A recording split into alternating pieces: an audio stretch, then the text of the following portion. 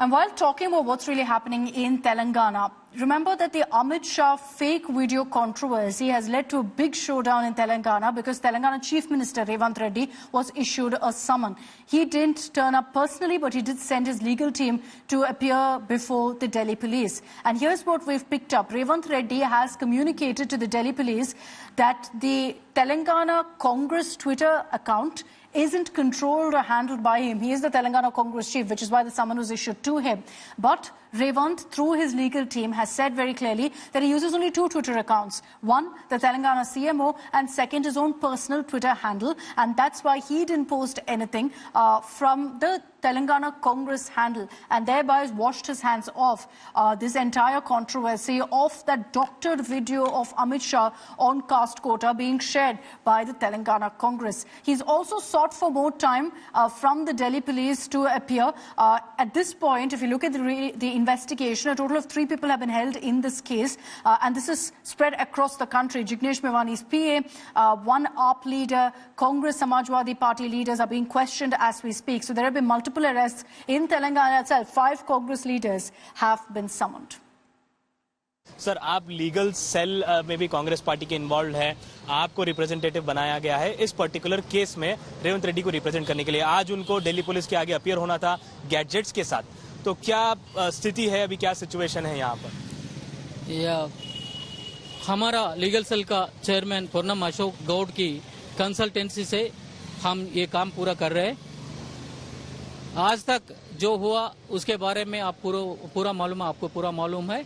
हम तो जवाब दिए 15 दिन तो टाइम एक्सटेंड करो बोल के हम रिक्वेस्ट करें दिल्ली पुलिस को।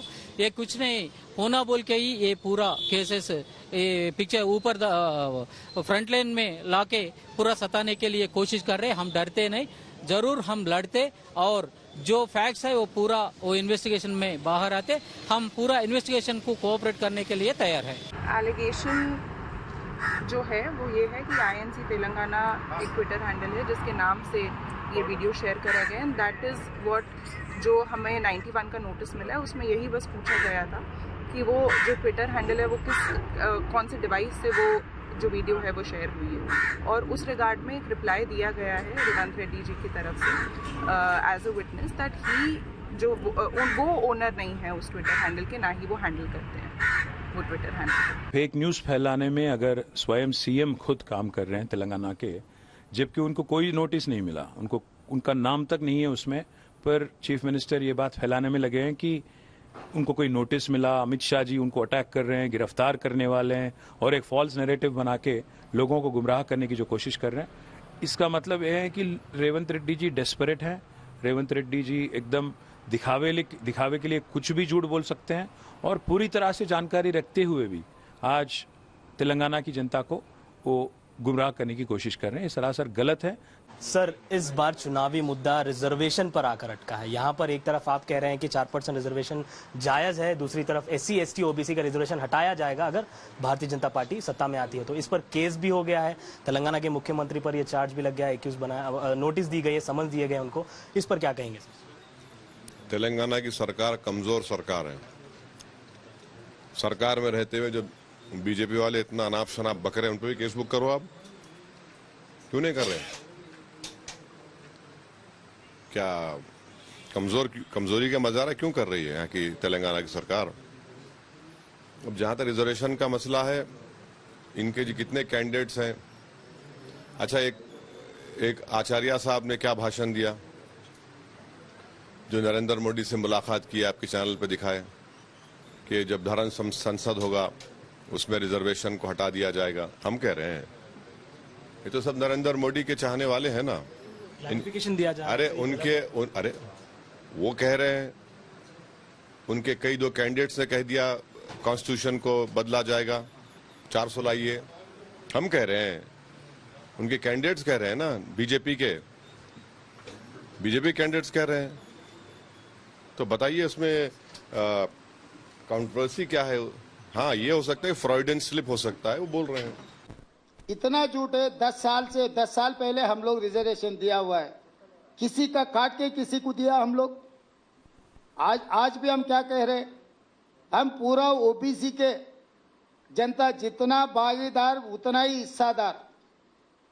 हम लोग साफ कह चुके, हम ओबीसी सेंसस करने के बाद हम रिजर्वेशन और बढ़ाएंगे।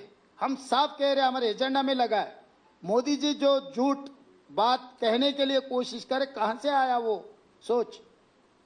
अगर 10 साल आप थे, अगर हम लोग कुछ गलत किए तो लोकसभा में क्यों नहीं उठाया मुद्दा को? अभी आके यहां पर भाषण क्यों दे रहे? भाई आप ही मुख्य प्रधानमंत्री है, गृह मंत्री अमित भाई। And today, Prime Minister Modi, in his public rally in Gujarat, also spoke about this doctored video of Amit Shah that was shared by the opposition.